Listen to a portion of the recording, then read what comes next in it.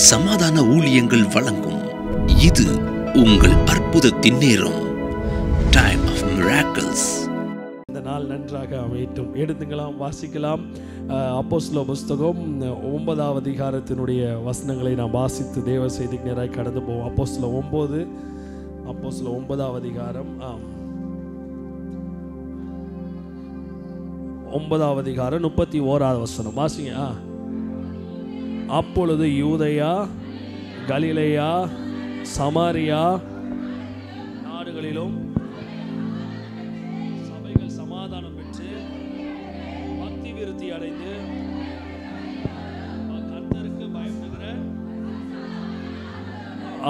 கர்த்தருக்கு பயப்படுகிற பயத்தோடும் பரிசுத்த ஆவியின் ஆறுதலோடும் நடந்து பெருகின. கரங்களை உயர்த்தி ஒரு அல்லேலூயா சொல்றவங்க சத்தம் ஒரு அல்லேலூயா சொல்லலாமே. ஹல்லேலூயா. நல்லா 2 கரங்களை உயர்த்தி ஒரு அல்லேலூயா சொல்லுங்க. ஹல்லேலூயா. இன்னைக்கு எத்தனை பேர் நம்புறீங்க இந்த வசனம் உங்களோட பேசுவோம்? வசனம் மீது கரங்களை வச்சு ஜெபிக்கலாம். ஆண்டவர் எங்களோட பேசுங்க, இடைப்படுங்க. உங்கள் சத்தம் எங்கள் வாழ்க்கையை செழிப்பாக்கட்டும். நல்ல பிதாவே, ஆமென். கரங்களை உயர்த்தி ஒரு ஆமென் சொல்லலாமே. சபைகள் அப்பொழுது யூதேயா, சமாரியா இருக்கிற பல திசைகள் இருந்த சபைகள் எப்படி பெருகினதா? சமாதானம் பெற்று. என்ன பெற்றா? 4 key factors of the church. சபையினுடைய 4 முக்கியமான திறவுகோல்கள். அதில் மிக முக்கியமான அந்த 4 மட்டும் நாம் பார்க்க போகிறோம். சபை வளருவதற்கு, சபைனாலே விசுவாசி தான், அது பில்டிங்கோ பாஸ்டரோ கிடையாது. சர்ச்னாலே பிலிவர்ஸ் தான். ஆமென். அந்த கான்செப்ட் முதல்ல வரணும். கையை தூக்கி ஒரு அல்லேலூயா சொல்லலாமே. எங்கேயோ உட்காந்த சபை இன்னைக்கு சபைக்குரிய பிரசங்கம்னு அப்படி கேட்டுட்டு இருக்கக்கூடாது. இது எனக்குரிய பிரசங்கம். சபைகள் என்ன பெற்றனா? சமாதானம் பெற்று. வாசிங்க எடுத்து. சரி, துன்பங்கள் இல்லையா? பெர்சிக்யூஷன் இல்லையா? உபத்திரவங்கள் இல்லையா? அதான் சொல்லுகிறேன். இந்த சமாதானம் இது ஒரு தேவன் தருகிற சமாதானம். ஆமென். ஹல்லேலூயா. இது தேவன் தருகிற சமாதானம். இந்த உலகம் உங்களை சமாதானமாய் வைக்கும் என்றால் நீங்கள் எதிர்பார்ப்பது தவறு. மனுஷங்க உங்களை சமாதானமாக வைப்பாங்கன்னு சொன்னால் இந்த எதிர்பார்ப்பு தவறு. சபைகள் எப்படி சமாதானம் பெற்றன? பரிசுத்த ஆவியினால் சமாதானம் பெற்றன. ஒரு மனுஷனுக்குள்ள சமாதானம் எங்கேருந்து வரணும்னா, புருஷன்ட்டு இருந்தோ பொண்டாட்டிட்டு இருந்தோ பிள்ளைகள்ட்ட இருந்து வரக்கூடாது. எங்கேருந்து வரணும்? பரிசுத்த ஆவியின் ஆறுதல் என்று வேதம் சொல்லுகிறது. அதில் முதலாவது சமாதானம் சபைகள் சமாதானம் பெற்று. சங்கீதங்களின் புஸ்தகம் 29ஆம் அதிகாரம் 11ஆவது வசனத்தை நீங்கள் வாசித்து பார்த்தீங்கன்னா தெரியும். கர்த்தர் தமது ஜனத்திற்கு பலன் கொடுப்பார். கர்த்தர் தம்முடைய ஜனத்திற்கு சமாதானம் அருளி அவர்களை என்ன பண்ணுவார்? ஆசீர்வதிப்பார். கரங்களை உயர்த்தி ஒரு ஹல்லேலூயா சொல்லுங்க பார்க்கலாம். நல்லா சத்தமாக ஒரு ஹல்லேலூயா சொல்லுங்க பார்க்கலாமே. ஆமென். இன்னைக்கு நம்ம வாழ்க்கையில் சபைகளுக்குள்ளே சமாதானம் உண்டாக்கி, பக்கத்தில் பார்த்து சொல்லுங்க பார்க்கலாம். சபைகளுக்குள்ளே சமாதானம் உண்டாகி அப்படின்னா விசுவாசிகளாகிய உங்களுக்குள்ளே சமாதானம் உண்டாகட்டும். பக்கத்தில் பார்த்து சொல்லுங்க பார்க்கலாம். விசுவாசிகளாகிய உங்களுக்குள்ளே என்ன உண்டாகட்டும்? சமாதானம் உண்டாகட்டும். ஆமா, என்னைக்குமே விசுவாசிகள் சமாதானத்தை, சபையின் சமாதானத்தையும் சரி, தங்கள் குடும்ப சமாதானத்தையும் சரி, 3 சமாதானம் ஒரு மனுஷனுக்கு தேவைப்படுது. ஒன்று தனிப்பட்ட வாழ்க்கையில் சமாதானம், குடும்பத்தில் சமாதானம், சபையில் சமாதானம். இந்த 3 சமாதானம் உங்கள் லைஃப்பில் சூப்பராக இருந்தால் தான் நீங்கள் வாழ்க்கையில் ஜெயிக்க முடியும். சமாதானம் இல்லை அப்படின்னா நீங்கள் ஆண்டவர்கிட்ட கேட்க ஆரம்பிக்கணும். ஆண்டவரே, உம்முடைய சமாதானத்தை எனக்கு தாங்கப்பா. வலது கையை உயர்த்தி சொல்லுங்க பார்க்கலாம். உங்கள் சமாதானத்தை எனக்கு. இந்த சமாதானம் உலகம் கொடுக்குற சமாதானம் இல்லை. நான் இன்னைக்கு பேச வரதுல முக்கியமான விஷயம் பக்தி விருத்தியை பற்றி தான் பேச போகிறேன். அதுக்கு முன்னாடி உள்ள பாயிண்ட்ஸை நான் டச் பண்ணி விட்டுட்டு போயிட்டு இருக்கிறேன். சமாதானத்தை காத்து கொள்ளுங்கள். ஹல்லேலூயா. கரங்களை தட்டி ஹல்லேலூயா சொல்லலாமே. ஆமென். எதை காத்துக்கொள்ளணும்? சமாதானத்தை கெடுக்கிற பையன் எல்லா இடத்துலையும் இருப்பானுங்க. வீட்டில் ஒருத்தர் இருப்பான், குடும்பத்தில் ஒருத்தர் இருப்பான், சபையில் ஒருத்தர் இருப்பான். எல்லாத்துக்கும் மேலே பிசாசு என்கிற ஒரு நபரினுடைய மிக முக்கியமான வேலை உங்களை கொண்டு தீயில தள்ளுவதோ லாரி டேங்கருக்குள்ளில் தள்ளுவதோ அல்ல, உங்களை சமாதானத்தை இழக்க வைப்பது தான் அவனுடைய மிக முக்கியமான வேலை. எத்தனை பேர் சொல்றீங்க ஆமென்? பிசாசினுடைய அல்டிமேட் கோல் என்னன்னா, உங்களை சமாதானமாக இருக்க விடக்கூடாது, உங்களை நிம்மதியாக வாழ விடக்கூடாது. என்னத்தையாவது உன்னை யோசிக்க வச்சு, யாரையாவது உன்னை பற்றி யோசிக்க வச்சு, இதெல்லாம் ஒரு ஸ்பிரிட்டுடைய அட்டாக். நான்லாம் சொல்லுவேன், இதெல்லாம் ஸ்பிரிட்டுடைய அட்டாக். நீங்கள் பரிசுத்தாவியில் நல்லா ஸ்ட்ராங்காக நிரம்பி இருந்தீங்கன்னா, டெய்லி நல்லா ஜோமனி பைபிள் வாசித்து ஆண்டருக்குள்ளே உறுதியாக இருந்தீங்கன்னா, இந்த மாதிரி அட்டாக்ஸ் வரவே வராது. நிறைய பேர் சொல்லுவாங்க, எனக்கு வந்து அது ஞாபகம் வருது, இது ஞாபகம் வருது, அப்படி ஆயிடுவேன், இப்படி ஆயிடுவேன், நான் செத்து போயிடுவேன், நொய்யா நொய்யா மொய்யா பொய்யா. இது அவ்வளோத்துக்கும் ஒரே பிரச்சனை, இவனுக்குள்ளே ஆண்டவருடைய பிரசன்னம் இல்லை. எப்பொழுது ஒரு மனுஷன் தேவ பிரசனத்தை இழந்து போய் உலக பிரசனத்தினால் நிரப்பப்படுகிறானோ, அவனுக்குள்ள வருகிற முதல் தாக்குதல் சமாதான கேடு என்னும் தாக்குதல். கையை உயர்த்தி ஒரு அல்லேலூயா சொல்லலாமே. பக்கத்தில் பார்த்து கேளுங்க, இந்த தாக்குதலுக்குள்ளே நீங்கள் இருக்கீங்களா? பக்கத்தில் பார்த்து கேளுங்க, இந்த தாக்குதலுக்குள்ளே நீங்கள் இருக்கீங்களா? வெளியே பார்க்க நல்லா பவுடர் அடிச்சிருப்பீங்க, வெளியே பார்க்க நல்லா சட்டையை அயன் பண்ணி போட்டிருப்பீங்க. ஆமேன் சொல்லுங்க ஒரு அல்லேலூயா. நல்லா மீசை விரும்மாண்டி மீசை மாதிரி ஜம்மு நல்லா முறுக்கி ஜம்முன்னு வச்சுருப்பீங்க, நல்லா பார்க்க அப்படியே சிங்கம் மாதிரி இருப்பீங்க, அப்படியே தான் வச்சா பார்க்க. ஆனால் உள்ளுக்குள்ளே பார்த்தீங்கன்னா 10 குட்டி சைத்தான் உள்ளே ஃபுட்பால் விளையாண்டுட்ருக்கோம் மனசுக்குள்ளே. ஆமேன். மனசுக்குள்ளே குட்டி சைத்தான் விளையாட்டு ஃபுல் விளையாட்டு தான். அதற்கு நினச்சி அழ வைக்கிறது, இதை நினச்சி அழ வைக்கிறது. It's a weeping spirit. நிறைய பேருக்குள்ள இந்த ஆவியை நான் விரட்டி இருக்கிறேன். சில நீங்கள் நினைக்கிற மாதிரி இந்த உலகத்தில் சுய பரிதாபம் எழுதி ஆரம்பிக்கக்கூடாது. சுய பரிதாபம் ஃபெயில் ஆயிடுச்சா, அடுத்து படிச்சுக்கலாம், அடுத்து பாஸ் ஆகிக்கலாம், முடிஞ்சு போச்சு. சின்ன வயசில் இருந்து சுய பரிதாபத்தை ஸ்டார்ட் பண்ணி விடுறது. ஐயோ நீ கருப்பாக இருக்க, நீ வந்து குண்டாக இருக்க, நீ வந்து ஒல்லியாக இருக்க. சுய பரிதாபம், சின்ன சின்ன விஷயங்களில் சுய பரிதாபம் ஆரம்பிச்சு கவலைப்பட வைக்கிறது. ஐயோ சில நேரம் நம்ம செஞ்ச தவறுகளை பிசாசு கொண்டு வந்து நிறுத்தி கவலைப்பட வைப்பான். நீ அதை செஞ்சல, இதை செஞ்சல, எதை செஞ்சல, அப்படி செஞ்சல, இப்படி செஞ்சல. எப்படி செஞ்சாலே என்ன, எல்லாத்துக்கும் ஒரே தீர்வு, இயேசுவின் இரத்தம் மட்டும்தான். அது இன்னும் உயிரோட தான் இருக்கு.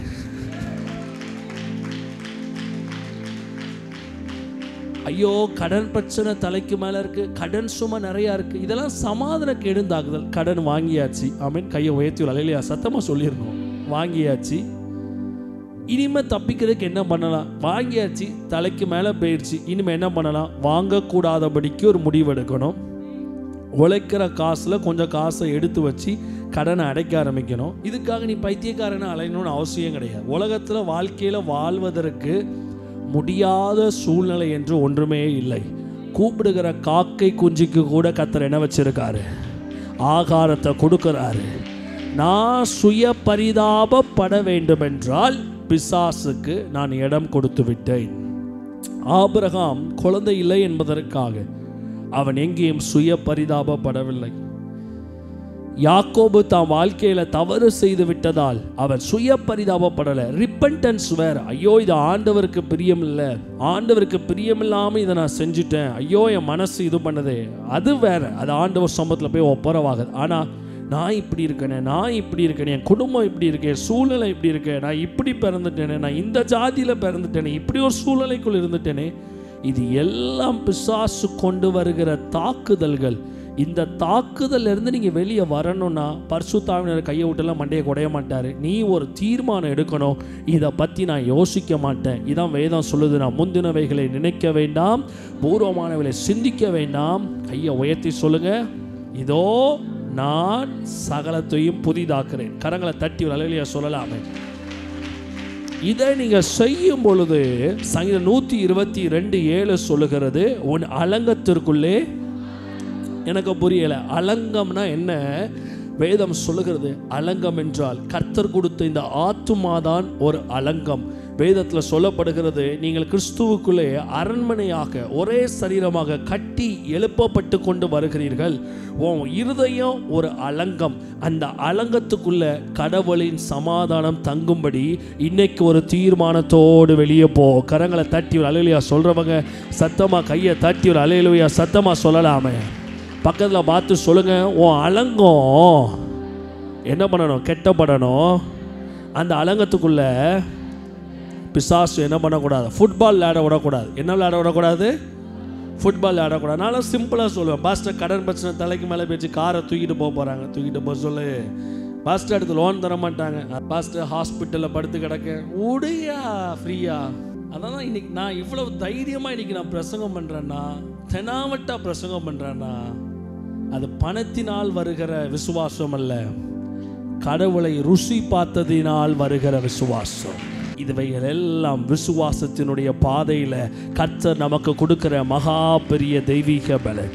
எத்தனை பேர் கையை தட்டி ஒரு அல்லேலூயா சொல்ல விரும்புகிறீங்க? சத்தமாக கையை தட்டி ஒரு அல்லேலூயா சொல்லலாமே. எத்தனை பேருக்கு இன்னைக்கு அந்த விசுவாசம் பெருகுது? ஆண்டவரை தாண்டி ஒன்றும் நடக்காது. பக்கத்தில் பார்த்து சிரிச்சுட்டே சொல்லுங்க, ஆண்டவரை தாண்டி, ஏசப்பாவை தாண்டி ஒன்றுமே நடக்காது. அவர் உங்களை நேசிக்கிறாரு, கைவிடவே மாட்டார். அவரே நமக்காக, எல்லாம் நமக்காக சந்தோஷமாக வாழ்ந்து சமாதானமாக இருக்கிற வழியை பாரு. ஆதி திருச்சபை உயிர் பயம் இல்லாமல் வாழ்ந்த திருச்சபை சமாதானமாய் வாழ்ந்தன. அவன் மேட்டர் என்னன்னா, அவன் உயிருக்கு பயப்படாத ஒரு திருச்சபை. இந்த பீஸ் திருச்சபை உயிருக்கு பயந்த திருச்சபை கிடையாது, உயிருக்கு பயப்படாத திருச்சபை.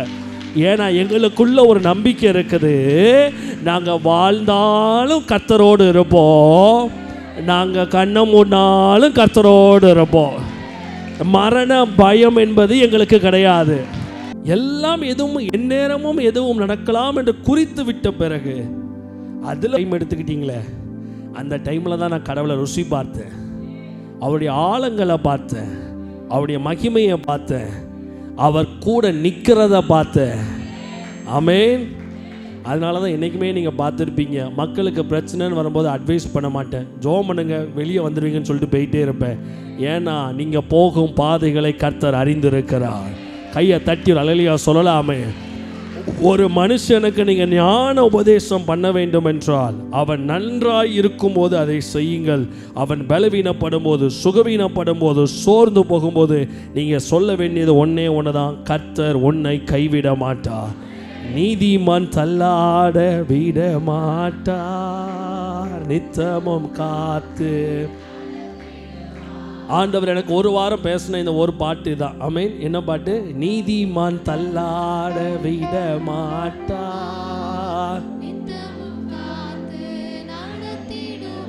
நீதிமான் தள்ளாட விட மாட்டார், நித்தமும் காத்து கர்த்தர் மேல் பாரத்தை வைத்து விடு. கலங்கி தவிக்காதே, கலங்கி தவிக்காதே, அவரை என்னை ஆதரிப்பார், அதிசயம் செய்வார். எத்தனை பேர் கரங்களை தட்டி ஒரு ஆமென் சொல்ல விரும்புறீங்க? மனுஷர்கள் சாவார்கள், மனுஷர்கள் செத்து போவார்கள், மனுஷர்கள் இல்லாமல் போவாங்க. பல நியாய தீர்ப்புகள் மத்தியிலே கர்த்தர் தூக்கி எடுத்து ஊழியத்தின் எல்லைகளை பெரிதாக்குகிறார். இனியாவது நம்பி தொலைங்க எங்க வாழ்க்கையில. இந்த டுபாக்கூரை இந்த அடி அடிச்சு வாரனா நீங்களாம் எப்படியோ வரலாம். Simple theory. போடா ஒரே ஸ்டாண்ட், எனக்கு பிசாசு தெரியாது போடா. பக்கத்தில் பார்த்து சொல்லுங்க பார்க்கலாம், எனக்கு பிசாசு தெரியாது போடா. சொல்லுங்க, வாய்த்தன் தைரியமா சொல்லுங்க, பிசாசு தெரியாது போடா. அதான் அந்த தைரியம், அந்த சமாதானம், அந்த நிம்மதி ஃபேஸ் பண்ணிடணும். அவ்வளோதான். என்னை பொறுத்த மட்டும் பிளட் டெஸ்ட்டில் ஒரு பிரச்சனையா, குடும்பத்தில் பிரச்சனையா, வீட்டில் ஒரு வெடிப்பா வேடிக்கை பார்க்கக்கூடாது. இறங்கி அடித்து அதை சரி பண்ணி முடிச்சிடணும். அதை போட்டுக்கிட்டு அதை தலைக்கு மேலே வச்சு சுமந்துக்கிட்டு ஐயோ அப்படி இருக்குமோ இப்படி, எப்படியா இருந்தாலும் என்ன, வந்துருச்சு நடந்துருச்சு, வா அடுத்த கட்டம் பார்ப்போம். எத்தனை பேர் கையை தட்டி ஒரு ஆமேன்னு சொல்ல விரும்புகிறீங்க? ஆயிடுச்சு போச்சு, அடுத்த கட்டம் பார்த்துக்கிடுவோம். அடுத்த கட்டம் என்ன நடக்கும்? கர்த்தர் எல்லாம் பார்த்து கொள்ளுவார். எத்தனை பேர் இந்த சமாதானம் இந்த சபைக்கு வேணும்னு சொல்லுகிறீங்க? அவங்க மட்டும் கரங்களை தட்டி ஒரு ஹல்லேலூயா சொல்றவங்க சத்தமாக கையை தட்டி ஒரு ஹல்லேலூயா சொல்லலாமே. இன்னைக்கு நான் சொல்லுகிறேன், உங்க வாழ்க்கையில இந்த சமாதான நிலையை வளர்த்து கொள்ளுங்கள். கண்ட விஷயங்களை மூளையிலே ஓடாதிருங்கள். பக்கத்தில் பார்த்து சொல்லுங்க பார்க்கலாம், சமாதான நிலையை வளர்த்து கொள்ளுங்கள். கண்ட விஷயங்களை, கண்ட காரியங்களை ஓட விடாதீங்க. நான் ஒரு ரகசியம் சொல்கிறேன், நம்ம பலவீனம் படும்போது தான் பிசாசு பல பிக்சரை கொண்டு வருவான். அதுவாக இருக்குமோ, இதுவாக இருக்குமோ, எதுவாக இருக்குமோ. ஆண்டவர் சொல்லியிருக்கார், உன் மீறுதல்களை மேகத்தை போலவும் உன் பாவங்களை கார் மேகத்தை போலவும் அகற்றிவிட்டேன். என்னிடத்தில் திரும்ப, உன்னை நான் என்ன பண்ணி கொண்டேன்? மீட்டு கொண்டேன். நீங்கள் ஒரு தடவை ஆண்டவர்கிட்ட மெய்யாய் மனம் திரும்பிவிட்டால் நீங்கள் மீட்கப்பட்டு விட்டீர்கள்.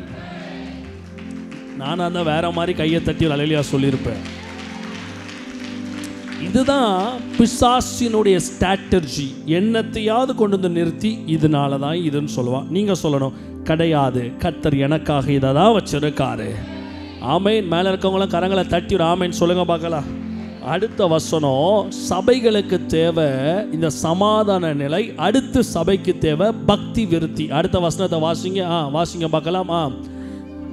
பக்தி விருத்தி அடைந்து. பக்கத்தில் பார்த்து சொல்லுங்க பார்க்கலாம். பக்தி, நல்ல, இது ரொம்ப இம்பார்ட்டண்டான சப்ஜெக்ட். பக்தி, நெஞ்சில் கை வச்சு சொல்லுங்க. பக்தி அது என்ன பண்ணணுமா? அது நீங்க பக்கத்தில் பார்த்து சொல்லுங்க. பக்தி அது விருத்தி அடையணும். பக்கத்தில் பார்த்து சொல்லுங்க. உனக்குள்ள பக்தி அது விருத்தி. நல்ல சத்தமா சொல்லுங்க. உனக்குள்ள ஒரு பக்தி அது விருத்தி. லைஃப்ல கொஞ்சமாவது ஒரு ஒரு ஒரு டிவோட்டின்னு சொல்லுவாங்க. டிவோட்டினா பக்தன், பக்தால் அப்படின்னு சொல்லுவாங்க. ஏன் நம்ம கடலுடைய அற்புதங்களை ருசி பார்க்க முடியாம போகுதுன்னா, we won't devote ourselves to God. நேற்று நைட் நான் ஜோம் பண்ணிட்டு இருக்கும்போது ஆண்டவன் அதான் சொன்னார். பெருமைக்குன்னு சொல்லலை. I devote myself to God always. பக்தியாக இருப்பேன். நான் பெரிய எழுப்புதல் வீரர் மாதிரி 12 மணி நேரம் ஜோம் பண்ண முடியாட்டினாலும் நான் பக்தியாக இருப்பேன். நிறையா விஷயங்களை ரொம்ப ரொம்ப பக்தியாக இருப்பேன். ஞாயிற்றுக்கிழமை 9 மணிக்கு மக்கள் கூட நிற்கணும். மக்களுக்கு ஒரு கஷ்டம்னா மக்கள் கூட நிற்கணும். ஆமென். கை தூக்கி அலையிலையா சொல்லலாமே. ஒரு ஒரு ஒரு ஒரு ஒரு ஊழியமா அதில் முழுமையாக நின்று அதில் ஃபுல்லாக செய்யலாம். பக்தியின் அடையாளம். ஒரு ஊழியமா கால் வலிக்கா, முதுகு வலிக்கா, what ever it is might be, வந்துட்டோம், முடிச்சுட்டு போவோம். அதாவது சில பேர் சொல்லுவாங்க devoting yourself to the work அப்படின்னு சொல்லுவாங்க. உங்களை சில பேர் பார்த்தீங்கன்னா வேலை செய்கிற இடத்துல தங்களை அப்படி இதாக வச்சுருப்பாங்க. பிள்ளை சோகம் இல்லாமல் இருக்கும், பிள்ளைட்டு அந்த பல ஃபோன் கால் வரும். ஆனால் 6:30க்கு தான் வேலை முடியும்னா சார் எத்தனை மணிக்கு தான் கிளம்புவார்? 6:30. லைஃப்பில் devotion to God, devoting our self to God is more important. நீ அந்நிய பாஷை பேசுறதுனால நீ பக்திமானாடா? டேய், உன் பர்சனல் லைஃப்ல கடவுளுக்குள்ள பக்தி விருத்தியா வாழணும். பக்தி பெருகி இருக்கணும் உன் லைஃப்ல. ஆமென். டிவோட்டியா ஆண்டவருக்கு நம்ம வாழணும். அது அந்த புதிய ஏற்பாட்டு சபையில் அது இருந்துச்சு. பக்தி உள்ளவனை கர்த்தர் தமக்காக தெரிந்தெடுக்கிறார். கடைசி நாட்களில் சபைகளுக்குள்ள அன்னைக்கு ஏன் ஆதி திருச்சபை தேவனால் அப்படி மூடி மறைக்கப்பட்டு உயர்த்தப்பட்டதின் ரகசியம், அவங்க ரொம்ப டிவோட்டியா வாழ்ந்தாங்க. சொத்தை வித்து அப்போஸ்தலர் பாதத்தில் வச்சாங்க. சர்ச்சு நடத்த இடமில்ல, வீட்டை திறந்து அந்த வீட்டில் சபை நடக்கட்டும் சொல்லி அப்போஸ்தலருக்கு வீடை திறந்து கொடுத்தாங்க.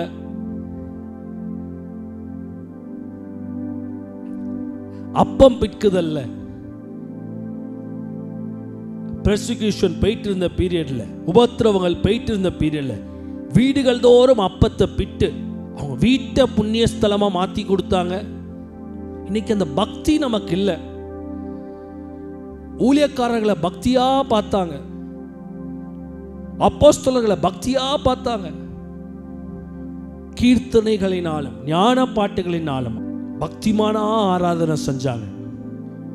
அதனுடைய பின்விளைவுதான் பரிசுத்த ஆவி இவர்கள் மீது பலமாய் ஊற்றப்பட்டது. கையை தட்டி அல்லேலூயா சொல்லலாமே. நான் சொல்லுகிறேன், பக்திமான்ட்டு தான் ஆவி ஊற்றப்படும்.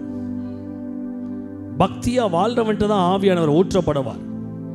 மனமோன போக்கில் நான் வாழ்வேன். எனக்கு லைஃப்ல கடவுளுக்கு எனக்கும் நடுவே ஒரு டிவோஷனே இருக்காது, ஒரு டிவோட்டட் லைஃபே இருக்காது. ஒரு டிவோட்டியா நான் வாழணும். எத்தனை பேர் ஆசைப்படுறீங்க நான் இயேசுவின் பக்தனா மாறணும்? தமிழ்நாட்டு பாஷையில் சொல்லும் போதே பயங்கரமா இருக்கும். சில வார்த்தை தமிழ் தான் கரெக்டா இருக்குண்ணே. பக்தன், இயேசுவின் தீவிர பக்தன், நல்லா இருக்கா கேட்க? நான் ஆங்கிலத்தில் சொல்றேன், I am a devotee for Christ. ஒப்பு சவர ஒண்ணுமே இல்லை. என் பிள்ளை இங்கிலீஷ் பேச மாட்டேக்கு, வேற பட்ட இங்கிலீஷ். என்ன இங்கிலீஷ் பேசினாலும் சம்பாதிச்சாதான் கட்டுவான், சும்மா பேசினா இவனும் கட்ட மாட்டான். அதனால் தமிழ் பேசினாலும் சரி, இங்கிலீஷ் பேசினாலும் சரி, வாழ்க்கையில் முன்னேறதுக்கான வழியை பாரு. 2 கையை உயர்த்தி சொல்லுங்க பார்க்கலாம், நான் இயேசுவின் பக்தன், இயேசுவின் பக்தால். நல்லா சொல்லுங்க, 2 கையை உயர்த்தி நல்லா சொல்லுங்க. சாமி பிடிக்கிட்டவங்க எல்லாருக்கும் பிடிக்கணும்.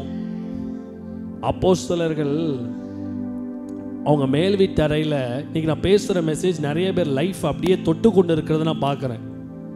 அப்போஸ்தலர்கள் அவர்கள் மேல் வீட்டு அறையில் கூடின போது அவங்க எல்லாம் அந்நிய பாஷை பேசுகிறத பார்த்துட்டு மேலே கூடின அந்த 9 தேசத்தார் அந்த இடத்துல கூடுறானுங்க. அவனுங்கெல்லாம் எட்டி பார்த்து என்ன தெரியுமா சொல்கிறானுங்க, பயவலைக அடித்த போதை தெளியல.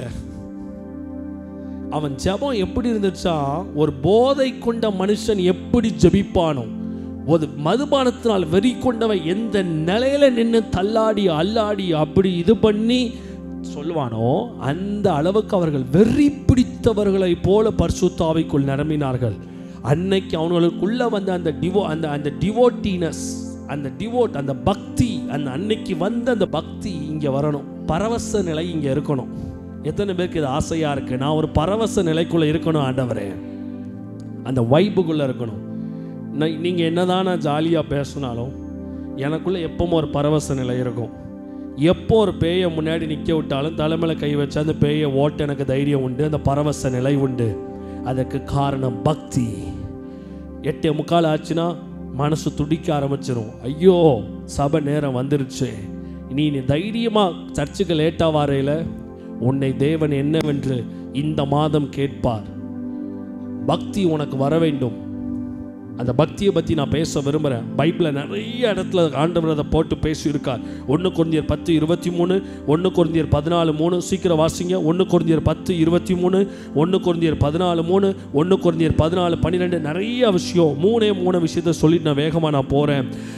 ஃபெய்த்ஃபுல் இன் ஸ்பிரிச்சுவல் டியூட்டிஸ், இதனுடைய அர்த்தம் சொல்லுகிறது ஃபெய்த்ஃபுல் இன் ஸ்பிரிச்சுவல் டியூட்டிஸ். காலையில் 5 மணி எழுந்திரிச்சா 5 மணிக்கு ஜவனா 5 மணிக்கு ஜோமனை உட்காந்துடணும். டெய்லி 10 அதிகாரம் பைபிள் வாசிப்பேன்னா நீ 10 அதிகாரம் வாசிக்கணும். சும்மாலாம் அப்படி எடுத்த மாதிரிலாம் ஒரு வாழ்க்கை வாழக்கூடாது. ஒரு டிவோட்டியாக, ஒரு டிவோஷனாக நம்ம தேவனுக்காக வாழ வேண்டும். வாசிங்க பார்க்கலாம். 1 கொரிந்தியர் 10:23 வாசிங்க சிஸ்டர். சத்தமாக வாசிங்க, இதான் ரொம்ப முக்கியம். எல்லாவற்றையும் அனுபவிக்க எனக்கு அதிகாரம் உண்டு, ஆகிலும் எல்லாம் எனக்கு தகுதியாயிராது. வாசிப்பா. என்னவா எல்லாவற்றையும் அனுபவிக்க எனக்கு எல்லா அதிகாரம் சுயாதீன கொள்கையிலே பரிசுத்த ஆவியினால் எனக்கு கொடுக்கப்படுகிறது. வாசிங்க.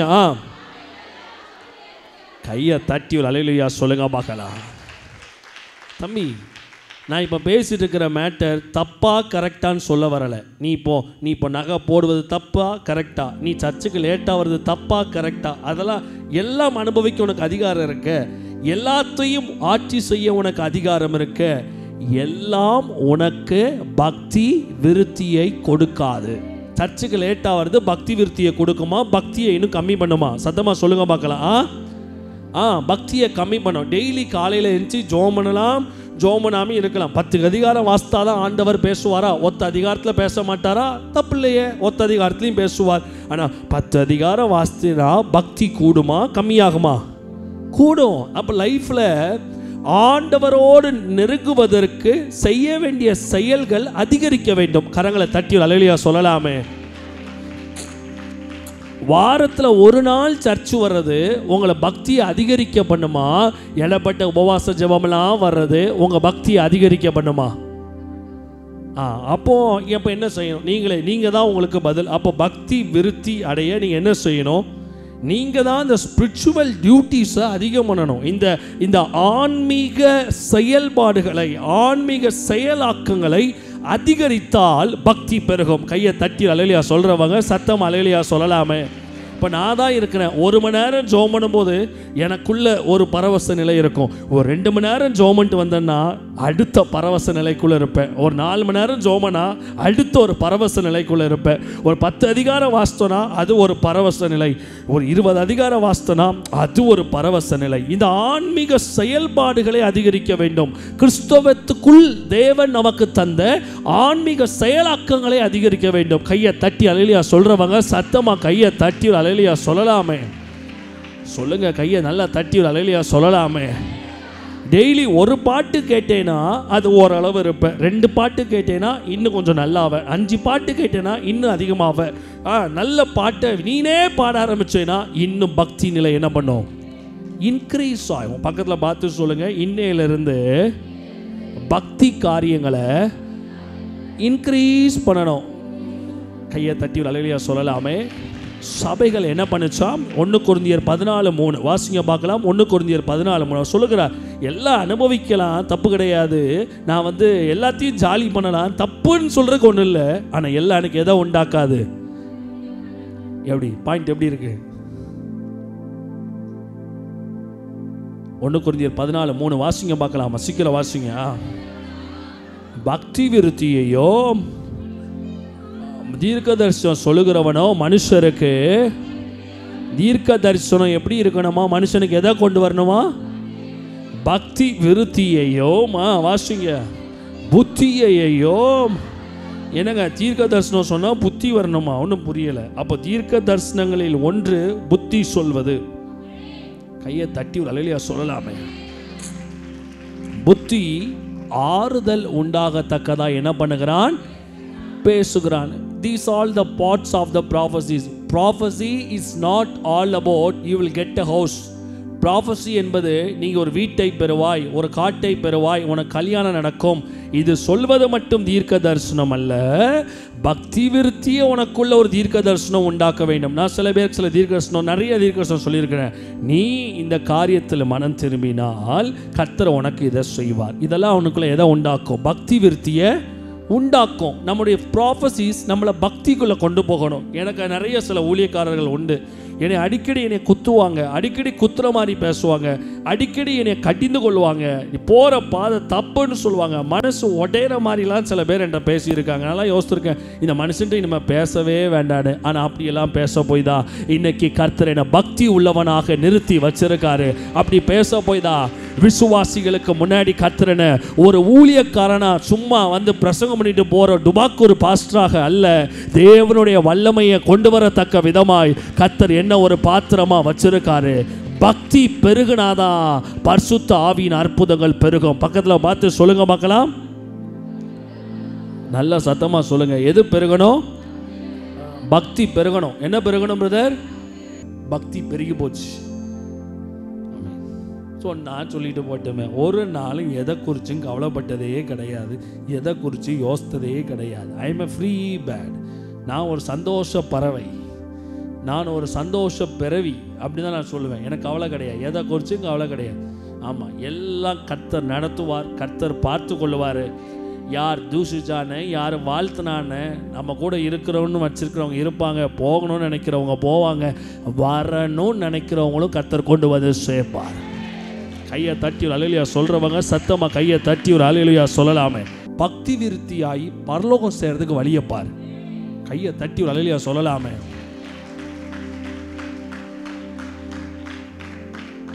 பைபிள் சொல்லுது, ஆவிக்குரிய வரங்களை நாடுறீங்கல்ல, எனக்கு அது வேணும் இது வேணும்னு கேட்கீங்கல்ல, இதை வச்சு டிமாண்ட் பண்ணு, பேசு. இதை வச்சு நான் சர்ச்சுக்கு கூட்டு போவேன், எங்கள் பாஸ்டர் ஜோமனை கூட்டு போவேன். ஆனால் அவர் ஒரு கண்டிஷன் போடுவார். என்ன கண்டிஷன் போடுவார்? நீ ஞானஸ்நானத்துக்கு ஒப்பு கொடுக்கணும்னு சொல்லுவார். ஏன்? அவன் தேவையில்லைங்க. இயேசுவை ஏற்றுக்கொள்ளாதவன் தேவையில்லைங்க நமக்கு. அவன் இருந்தானே செத்தானே, அவன் கேன்சரில் செத்தாலும் நரகம் தான் போகிறான். அவன் நீ ஜோமனி கேன்சர் சுகமாகி அவன் சபைக்குள்ளே வரலைன்னா நரகம் தான் போகிறான். அவன் எப்போ செத்தா என்னன்னு நான் கேட்க உனக்கு. இப்போ what is the ultimate goal of the soul? கொஞ்சம் லாஜிக்கா யோசித்து பாரு. முட்டா கூட்டா மாதிரி பேசக்கூடாது. நம்ம லாஜிக்கா யோசிச்சுப்பார். ஒருத்தர் இயேசுவை ஏற்றுக்கொள்ளாம பாஸ்டர் ஜெஃபர்சன் ஜோமனி அவன் கேன்சர் சுகமாகி அவன் சபைக்கு வராம, ரட்சிக்கப்படாம, முழுக்க ஞானஸ்நானம் எடுக்காம, மனம் திரும்பாம, பரிசுத்தாவியை பெறாம அவன் செத்து போனாலும் அவன் நரகம் தான் போவான். ஜெஃபர்சன் ஜோமனி அவன் கேன்சர் சுகமாகி அவன் இருந்தாலும் அவன் எங்க தான் போறான்? நரகம் தான் போறான். பைபிள இன்னைக்கு நாளைக்கு போக போற பைபிள இன்னைக்கு போட்டுமே. எதுக்கு முன்னாடி அந்த ஜோமனை நிக்க அவனுக்காக? Today church want to deal with the people. ஜனங்கள்ட்ட வாயை திறந்து பேசணும். இந்த இடத்துல உட்கார்ந்து இருக்கிற எல்லாருக்குமே நீங்க என்ன, நான் ஜோமனி அற்புதம் பெற்றதுனால உட்கார்ந்துருக்கீங்களா, இல்ல நான் ஒவ்வொரு வாரமும் அந்த கொடுக்குற அந்த வார்த்தையை கேட்டு கேட்டு கேட்டு ஐயோ கடவுள் பார்க்குற, ஐயோ கடவுள், ஐயோ கடவுள், ஐயோ ஆண்டவர், ஐயோ இயேசுன்னு உட்கார்ந்துருக்கீங்களா? கையை தட்டி ஒரு ஆமென் சொல்ல மாட்டீங்க போலே. பக்தி பெருகணும். எனக்கு அன்பான தேவ பிள்ளையே, ஆவிக்குரிய வரங்களை நாடுகிறவர்கள் ஊழிய விளம்பரத்துக்காக ஆவிக்குரிய வரங்களை பயன்படுத்தக்கூடாது. நான் அதில் ரொம்ப தெளிவாக இருக்கேன். அதில் ஆண்டவர்கிட்ட எனக்கு ஒரு உடன்படிக்கை உண்டு. என் ஊழிய விளம்பரத்துக்காக நான் தீர்க்கதரிசனம் சொல்லலை, என் ஊழிய வளர்ச்சிக்காக நான் ஜனங்களை குணமாக்கலை. இயேசுவி நாமம் எனக்குள்ள இருக்குது. நான் அவன்கிட்ட ரட்சிப்பை பற்றி பேசணும்னா இங்கே நான் ஒரு கையில் கொடுக்குறேன், இன்னொரு கையில் ஆத்துமாவை வாங்குறேன். கையை தட்டி ஒரு அல்லேலூயா சொல்லலாமே. இதுதான் சபை. நல்ல கரங்களை தட்டி ஒரு ஆமென் சொல்லுங்க. இதுதான் ஊழியம், இதுதான் ஒரிஜினல் மினிஸ்ட்ரி, இதுதான் ரகசியம். கரங்களை தட்டி ஒரு ஆமென் சொல்லுங்க. அப்போ பாஸ்டர் உங்க வீட்டுக்குள்ள வந்து உங்க சுகத்துக்காக, பலவீனத்துக்காக, உங்க போராட்டத்துக்காக ஜோம் பண்ணணும்னா பாஸ்டர் சும்மா வந்து ஜோம் பண்ணக்கூடாது. அப்படி சும்மா வந்து ஜோம் பண்றாருன்னா பாஸ்டர் வாங்கிட்டு போயிடுவார் அப்படியே நைஸா. அவ்வளோ பாஸ்டர் நான் வந்து ஊமையனா போறேன்னா உன் காணிக்கைக்கு அடி போடுறேன்னு அர்த்தம். பாஸ்டர் வீட்டுக்குள்ள உட்காந்துட்டு பிரதர் நல்லா ஜோம் பண்ணணும் பிரதர், பிரதர் இந்த விஷயங்கள்லேருந்து வெளியே வரணும் சிஸ்டர், பிரதர் இந்த விஷயங்களை நீங்கள் மாறணும். ஐயோ சிஸ்டர் நீங்கள் டெய்லி ஜோம் பண்ணுறீங்களா, உபவாச ஜபத்துக்கு வாங்க, பரிசுத்தமாகுங்க, தண்ணி அடிக்காதீங்க, சிகரெட் கொடுக்காதீங்க, செல்ஃபோனில் டைமை ஸ்பெண்ட் பண்ணாதீங்க, கர்த்தருக்குன்னு நேரத்தை ஸ்பெண்ட் பண்ணுங்க, ஃப்ரீயாக இருக்கும் உபவாச ஜபம் வாங்க. இதை ஒரு பாஸ்டர் தைரியமாக வீட்டுக்குள்ளே உட்காந்து விசுவாசிகள்கிட்ட பேசுகிறானா அவன் துட்டுக்கு அடி போடலை, அவன் உனக்கு அடி போடுறான், உன் ஆத்துமாக்கு அடி போடுறான், உன் சோலுக்கு அடி போடுறான், உன் ஜீவியத்துக்கு அடித்தள விதைக்கிறான். ஒரு நாள் வரும் பொழுது நீ சொல்லுவ, என் போதகர் அன்னைக்கு என் வீட்டில் உட்காந்து என் பணத்துக்கு அடி போடாம என்னைய குத்துற மாதிரியே பேசுறாரு, அது நல்லது. இன்னைக்கு நான் கர்த்தரோடு இருக்கிறேன். எத்தனை பேர் கரங்களை தட்டி ஒரு ஆமென் சொல்ல விரும்புறீங்க? கையில தட்டி ஒரு அல்லேலூயா. ஆவிக்குரிய வரங்களை உடையவர்கள் எதுல தேரணுமா? பக்தி விருத்தில தேரணும். சபை வரங்கள் பெருக பெருக பாஸ்டரும் ஊழியக்காரங்களும் எதுல பெருகணும்? பக்தி நிலையில பெருகணும். அதனால தான் நம்ம வைக்கிறோம். விட்டுறக்கூடாது. ஆண்டவர் எவ்வளவு உயர்த்தினாலும் உபவாச ஜபத்தை விட்டுறக்கூடாது. ஆண்டவர் எவ்வளவு பயன்படுத்தினாலும், எவ்வளவு வாசல்களை திறந்தாலும், கடவுள் எவ்வளவு உயர்த்தினாலும், இன்னைக்கு வரைக்கும் மனசுல என்ன உண்டு? நானும் மக்களும் தூரமானவர்கள் அல்ல, நானும் என் விசுவாசிகளும் தூரமானவர்கள் அல்ல. எனக்கு 100% உண்டு. I am always living for God and for the people of God. சும்மா முட்டாள்தனமா பேசக்கூடாது. மோசே அவன் தேவ ஜனத்தினோடு நிந்தனையை அனுபவிப்பதை தெரிந்து கொண்டான். எதை தெரிந்து கொண்டானா? தேவ ஜனத்தினுடைய சிறுமையை அனுபவிக்க தெரிந்து கொண்டான். கர்த்தர் மோசையை சிறுமையை அனுமதிக்க விட்டாரா, இல்ல மோசையை ராஜா முன்னாடி பேச வச்சாரா? அந்த ஹார்ட் இன்னைக்கு எனக்கு உண்டு. என் மக்களுக்கு, என் மக்கள் கஷ்டத்துக்கு, என் மக்கள் துன்பத்துக்கு, என் மக்கள் வேதனைக்கு, என் மக்கள் உபத்திரவங்களுக்கு மக்களோடு நின்று, மக்கள் கூட நின்று, மக்களுக்காக பேசி, மக்களுக்காக ஜெபம் பண்ணி, பேச வேண்டிய இடத்துல பேசி, அவனை தட்ட வேண்டிய இடத்துல தட்டி, குத்த வேண்டிய இடத்துல குத்தி, பிடுங்க வேண்டிய இடத்துல பிடுங்கி, மக்களின் சிறுமையோடு நின்றால் கர்த்தர் நம்மளை ராஜாக்கள் முன்னாடி கர்த்தர் நம்மளை பேச வைப்பார். மக்கள் எக்கேடும் கெட்டு போனும் என்பது அது உண்மையான சபை அல்ல, அது உண்மையான ஊழியம் அல்ல. நீ காணிக்க கொடு, நீ நல்லா இருப்ப. இன்னைக்கு நான் பிரசங்கம் பண்றனோ அன்னைக்கு நான் வஞ்சிக்கப்பட்டுட்டேன், எழுதி வச்சுக்கோ. என்னைக்கு என் வாழ்க்கையில் நீ காணிக்க கொடு, மாசம் மாசம் எனக்கு அனுப்பி விடுங்கள், கர்த்தர் உங்களை ஆசீர்வதிப்பார் பேசணும். நீங்க எனக்காக உபவாசம் வந்து ஜெபம் பண்ண வேண்டிய டைம் வந்துருச்சுன்னு அர்த்தம்.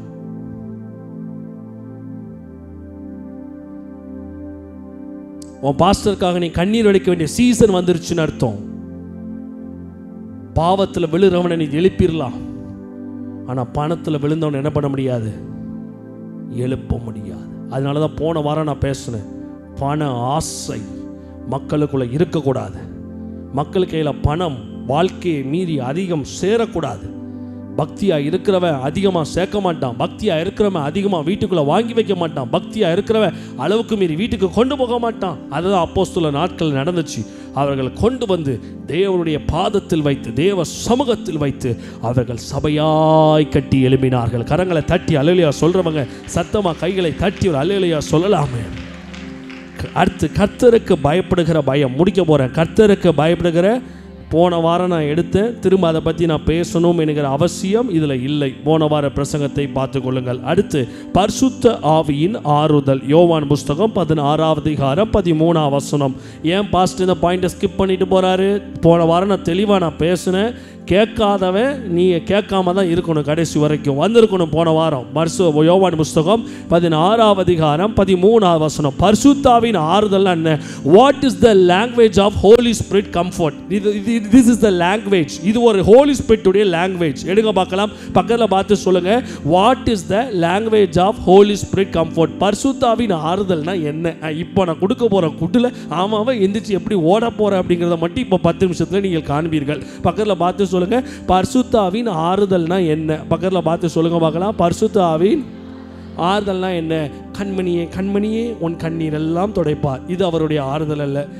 ஸ்நேகமணியே ஸ்நேகமணியே உன் கழுத்து வலியை கர்த்தர் இப்போது சரியாக்குவார். குண்டுமணி போட்ட பிள்ளையே கர்த்தர் உன் காதை சிறுசாக்குவார். இது பரிசுத்தாவின் ஆறுதல் அல்ல. இது is the language of the Holy Spirit. Yovan 16ஆம் அதிகாரம் 13. இதுதான் அவருடைய ஆறுதல். வாசிங்க பார்க்கலாமா? என்னவா சிஸ்டர்? சத்தமா வாசிங்க. சத்திய ஆவியாகியார் வரும்பொழுது எதில் நடத்துவாரா? அந்த சத்தியம் உனக்கு ஆறுதலை கொடுக்கும். அந்த சத்தியம் உனக்கு தேறுதலை கொடுக்கும். அந்த சத்தியம் உன்னை உயிர்ப்பிக்கும். அந்த சத்தியம் ஒரு சந்தோஷத்தை தரும். நான் நெஞ்சில் கை வச்சு எத்தனை பேரால சொல்ல முடியும்? இன்னைக்கு உன் நெஞ்சில் கை வச்சு சொல்லுங்களேன், நான் ஆண்டவருக்காக இந்த விஷயத்துல இப்படி நான் வாழ்கிறேன், அதனால எனக்கு ஒரு சந்தோஷம் இருக்குது பாஸ்டர். யோக்கியனா வாழ்றியான்னு கேட்க வரலை, இந்தெந்த விஷயத்துல என்னால் முடிஞ்சளவு ஆண்டவருக்காக வாழ்கிறேன் அப்படின்னு சொல்லக்கூடியவங்க நெஞ்சில் கையை வச்சு சந்தோஷம் ஒரு அலையிலியா சொல்லுங்களேன். என்னால் சொல்ல முடியும், உங்களால் சொல்ல முடியுதுன்னு நான் நினைக்கிறேன். ஃபுல்லாக நான் கேட்கல, முற்றிலும் பரிபூர்ணமான இயேசு கிறிஸ்துவா நான் கேட்கல.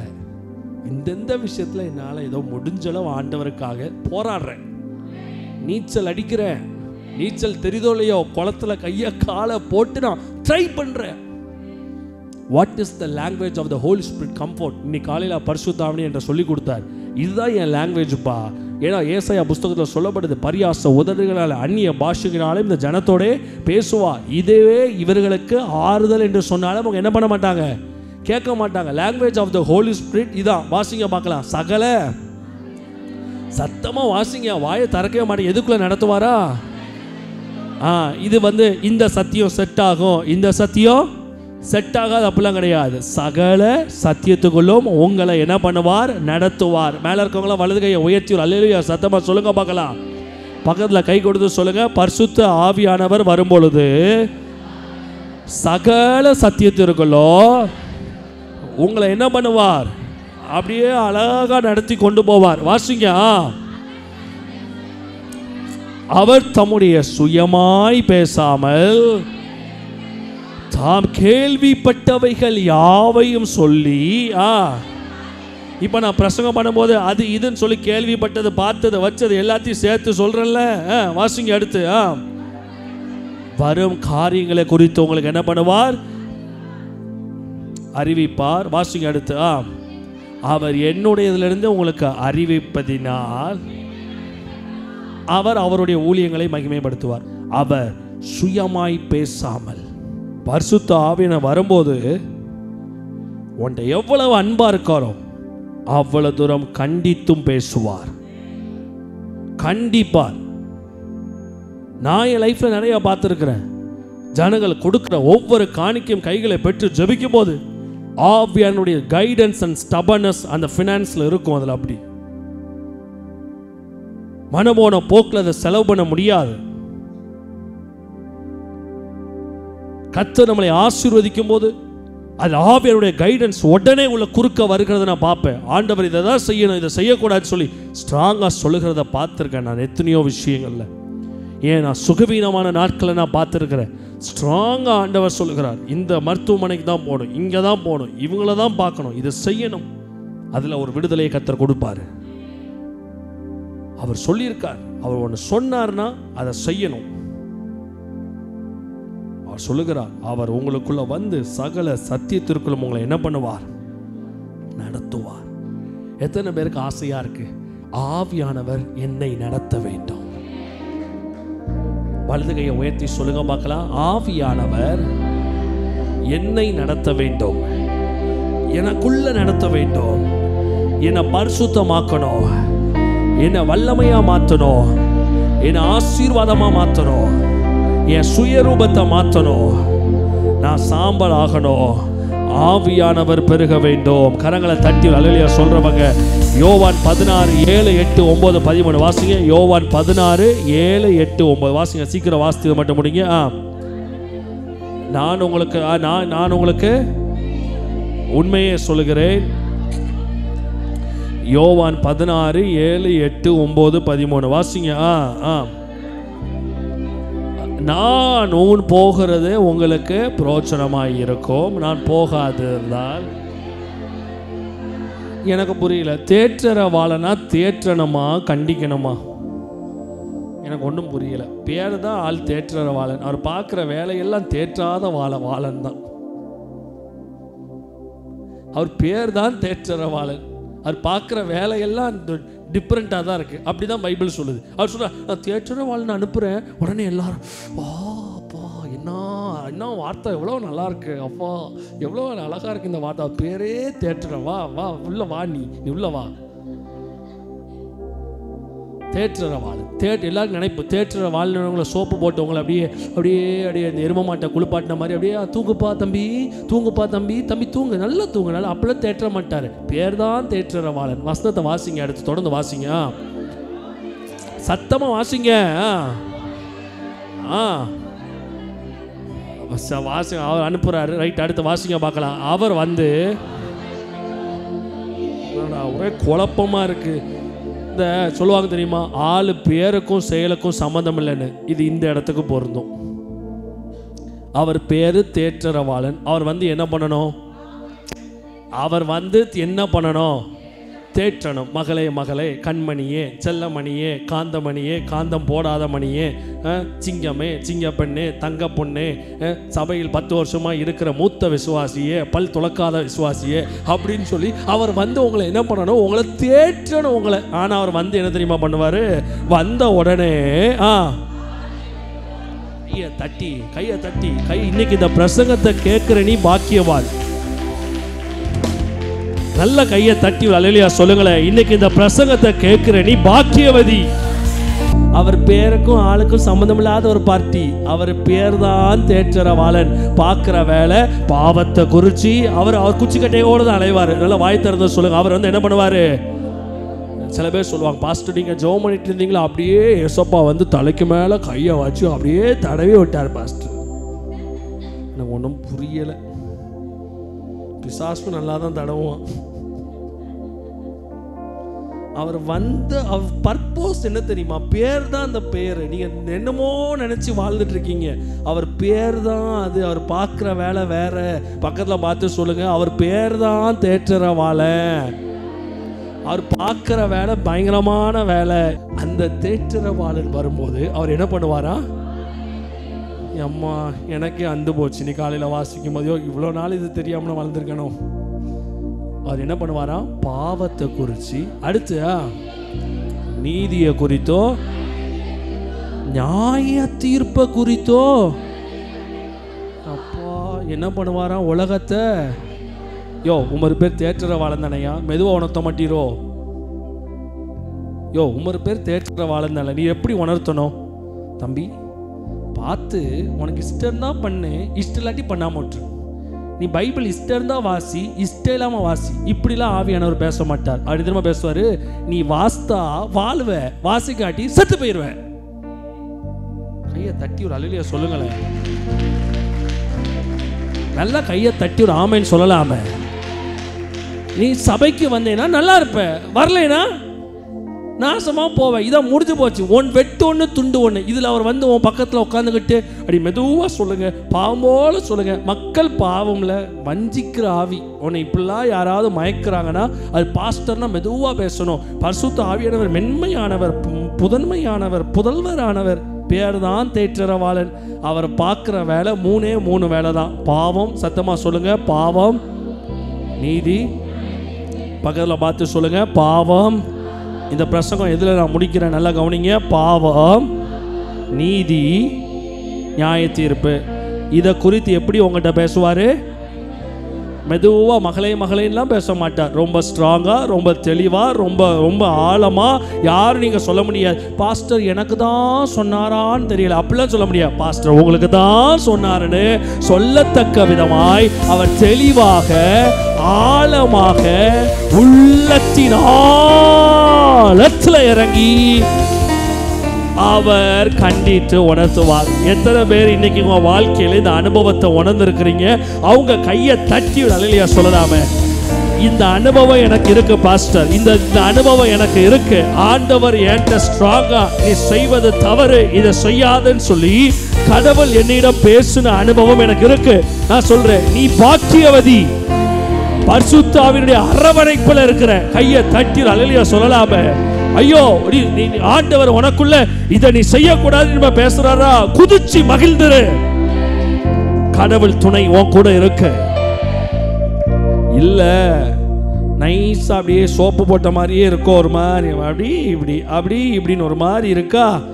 Somethings different, something is different. ஸ்பிரிட்ல டிஃப்ரெண்ட் இருக்கு, அவங்க மினிஸ்ட்ரியில டிஃப்ரெண்ட் இருக்கு, அவங்க உபதேசத்தில் ஒரு கள்ளத்தனமும் கலப்படம் இருக்கு.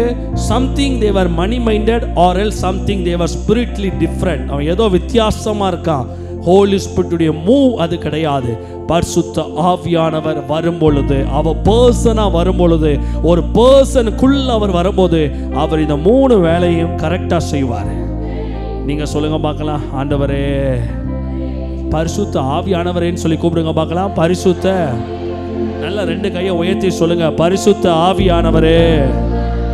நல்ல வாய்களை திறந்து நல்ல சத்தமா சொல்லுங்க, பரிசுத்த ஆவியானவரே எனக்குள்ள பாவத்தை குறிச்சு, நீதியை குறிச்சு, நியாய தீர்ப்பை குறிச்சு கண்டித்து உணர்த்துங்கப்பா.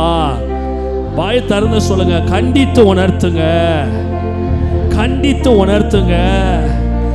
என உணர்வுள்ளவனா மாத்துங்க.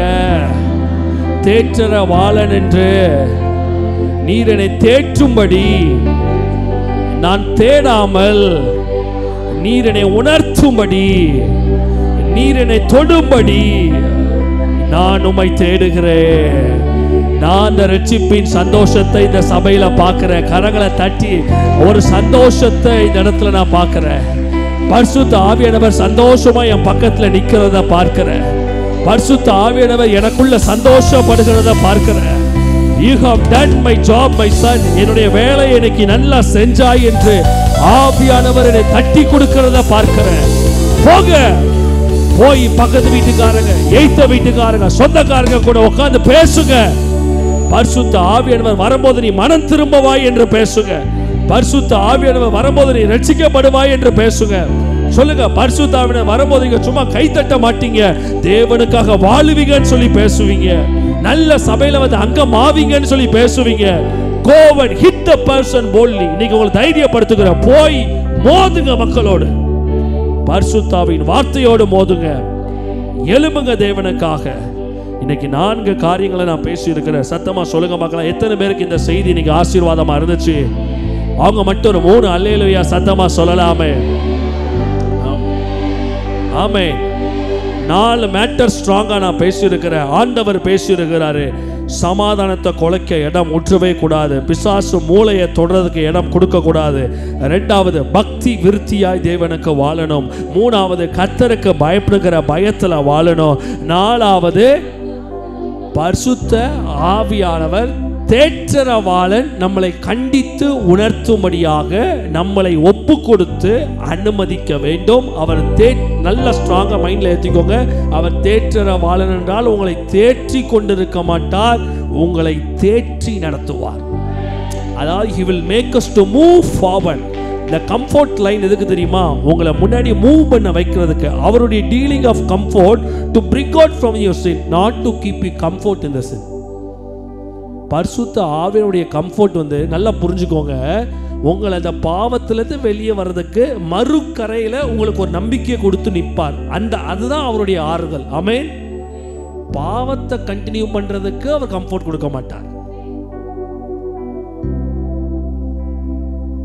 நீங்க தப்பா புரிஞ்சுக்கிறீங்க நிறைய விஷயத்தை. நீங்க செய்வதெல்லாம் தவறா இருந்து அதை தவற கண்டினியூ பண்றதுக்கு அவர் அனுக்கிரகத்தை ஏற்படுத்த மாட்டார். மறுக்கரையில் ஒரு அனுக்கிரகம், ஒரு நம்பிக்கையை கொடுப்பார். வெளியே வந்துட்டு நான் பார்த்துக்கிடுவேன், முடிஞ்சு போச்சு. இதுதான் அது அவருடைய கம்ஃபர்ட். இதில் கண்டினியூ பண்ணும் என்பது அவருடைய கம்ஃபர்ட் கிடையாது. புரிஞ்சவங்க ஒரு ஆமென் சொல்லலாமே. எத்தனை பேருக்கு இது புரிஞ்சிருக்கு? நல்ல ஒரு அல்லேலூயா சொல்லலாமே. அன்பானவர்களே, இந்நிகழ்ச்சியின் மூலம் நீங்கள் ஆசீர்வதிக்கப்பட்டிருப்பீர்கள் என்று நம்புகிறோம். நீங்களும் எங்களோடு இணைந்து கர்த்தரை ஆராதிக்க விரும்பினால் எங்களது ஞாயிறு ஆராதனை நேரம் முதலாம் ஆராதனை காலை 9 மணிக்கும் 2ஆம் ஆராதனை மாலை 6 மணிக்கும் நடைபெறுகிறது. வியாழக்கிழமை தோறும் மாலை 7 மணி அளவில் துதியினால் விடுதலை பிரார்த்தனை நடைபெறும். தெய்வீக சுகம், பிசாசின் கட்டிலிருந்து விடுதலை, தொழில் ஆசீர்வதிக்கப்பட, துல்லியமான தீர்க்க தரிசன வார்த்தை நிறைவாய் பெற்றிட அனைவரையும் அன்புடன் அழைக்கிறோம். எங்களது ஆலய முகவரி சமாதான தேவ ஆலயம், பால்பாண்டி நகர், மில்லர்புரம், தூத்துக்குடி. எங்களது அலைபேசி எண் 8119096795. கர்த்தர் தாமே உங்கள் அனைவரையும் ஆசீர்வதிப்பாராக. This program is exclusively produced and brought to you by Peace Ministries, Tuticorin, Tamil Nadu, India.